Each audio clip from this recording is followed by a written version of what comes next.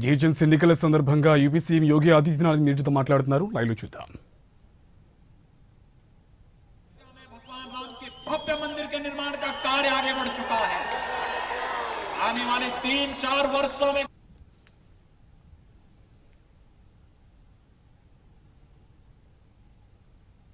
भगवान राम के रामलला के दर्शन करने के लिए यह आनंद आप सबको भी प्राप्त होगा. यह है राष्ट्र गौरव, यह है आत्म गौरव का भाव. और राम मंदिर बनने का मतलब राम राज्य की उस अवधारणा को जो सबका साथ, सबके विकास के साथ हम सबको आगे बढ़ने की प्रेरणा देता है.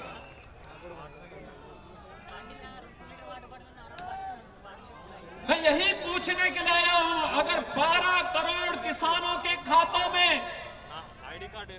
प्रधानमंत्री किसान सम्मान निधि का पैसा जा सकता है, तो हैदराबाद के बाढ़ पीड़ितों के खाते में केसीआर की सरकार ने पैसा सीधे उनके अकाउंट में क्यों नहीं भेजा? टीआरएस के कार्यकर्ताओं को लूट करने की छूट क्यों दे दी गई? ये चीजें बताती है सरकार की नीयत यहां साफ नहीं थी. आज आप देख रहे होंगे कोविड मैनेजमेंट में प्रधानमंत्री मोदी जी की पूरी दुनिया ने सराहना की. लोग दुनिया के राष्ट्राध्यक्ष पूछते रहे, इतनी बड़ी आबादी को मोदी जी आपने कैसे बचा दिया? 20 लाख करोड़ रुपए का आर्थिक पैकेज, 1,76,000 करोड़ रुपए का देश के अंदर गरीब कल्याण पैकेज, और अब टीकाकरण की भी बात आ चुकी है. आज तो प्रधानमंत्री मोदी जी स्वयं हैदराबाद में आकर के उस लैब का भी निरीक्षण.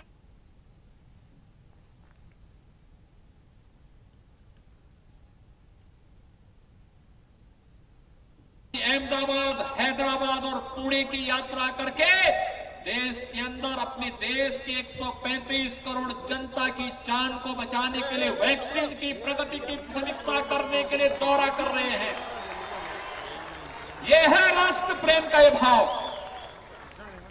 और हैदराबाद में रहने के बावजूद केसीआर कभी भी नहीं गए होंगे उस लैब में, कभी नहीं गए होंगे. गए हैं क्या? गए हैं.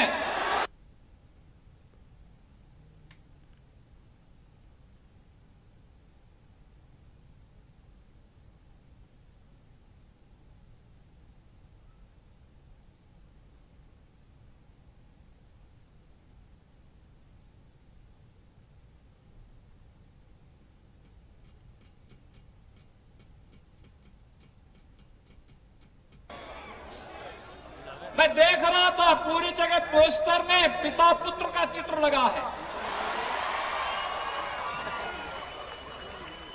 और अराजकता फैलानी हो तो फ्रेंड के रूप में एमआईएम जैसे नमूने जो मिल गए हैं. भाइयों बहनों, तेलंगाना के लिए बहुत बड़ा कार्य इस महानगर पालिका चुनाव के माध्यम से एक संदेश आप सबको देना है. हम लूट की छूट नहीं देंगे, ये मैसेज होना चाहिए. लूट की छूट नहीं मिलनी चाहिए लोकतंत्र में किसी को भी. और जनता जनार्दन है. एमआईएम और टीआरएस की गठबंधन का कोई भी यहां पे महानगर पालिका बनती है तो लूट की खुली छूट उनको होगी. जनता बुनियादी सुविधाओं से वंचित होगी. व्यापक अराजकता का और लूट खसोट का जो दौर उन्होंने पिछले 6 वर्षों के अंदर किया है, यही देखने को मिलेगा. भारतीय जनता पार्टी है आपसे कहने के लिए, उत्तर प्रदेश के अंदर जब भाजपा नहीं थी तब राम की जन्मभूमि के जिले को लोग फैजाबाद से पहचानते थे. हम लोग आए, हमने अयोध्या नाम कर दिया. अगर फैजाबाद अयोध्या हो सकता है,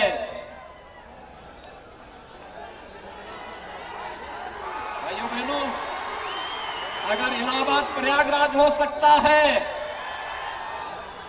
तो हैदराबाद भी भाग्यनगर फिर से बन सकता है. और उसी भाग्यनगर के भाग्य को बनाने के लिए चुनाव है। और भाइयों बहनों, इसी दिशा में अभियान आगे बढ़ने की आवश्यकता है। जो उत्साह है, जिस तेजी के साथ आप सबने इस कार्य को आगे बढ़ाया है, मैं सुबह से देख रहा हूं, लाखों की संख्या में नौजवानों की, माताओं की, बहनों की, समाज के प्रत्येक तबके का व्यापक समर्थन भारतीय जनता पार्टी को प्राप्त हो रहा है।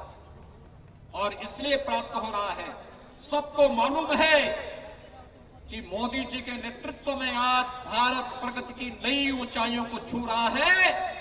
और हम लोग हैदराबाद महानगर पालिका के चुनाव के माध्यम से यह संदेश एक बार फिर से देश और दुनिया के अंदर देने का कार्य करेंगे। इतना बड़ा कार्यक्रम एक अभियान के साथ, और इसीलिए मैं स्वयं भी आज यहां की कमेटी से, यहां के प्रदेश अध्यक्ष जी से स्वयं अनुरोध करके आया हूं कि अगर वहां पर मैं भी कुछ योगदान कर सकूं तो मैं भी विशेष रूप से आपके बीच यहां पर आया हूं, आप सबसे अपील करने के लिए। भारतीय जनता पार्टी के सभी प्रत्याशियों को भारी बहुमत से विजयी बना करके हैदराबाद के भाग्य को बदलने के लिए, भाग्यनगर का मतलब जो समृद्धि का प्रतीक हो, समृद्धि व्यक्ति के जीवन में, उसके पारिवारिक जीवन में, उसके सार्वजनिक जीवन में और बुनियादी सुविधाओं के माध्यम से विकास की योजनाओं को हर जन तक बिना भेदभाव के पहुंचाने का अभियान, उस अभियान के साथ आप सबको जोड़ने के लिए आज मैं यहां पर आप सबसे अपील करने के लिए आया हूं। आप सभी भारतीय जनता पार्टी को भारी बहुमत से अपने समर्थन और सहयोग दें, भारतीय जनता पार्टी के पक्ष में अपना समर्थन दें। यही अपील करने के लिए आपके बीच में मैं यहां पर उपस्थित हुआ हूं। आप सबसे मेरी विनती होगी, जो समर्थन और सहयोग और जो उत्साह आपने दिखाया है, ये हम सब के लिए और इस ग्रेटर हैदराबाद म्युनिसिपल कॉर्पोरेशन के चुनाव के माध्यम से यहां के भाग्य को बदलने में इसकी बड़ी भूमिका होगी।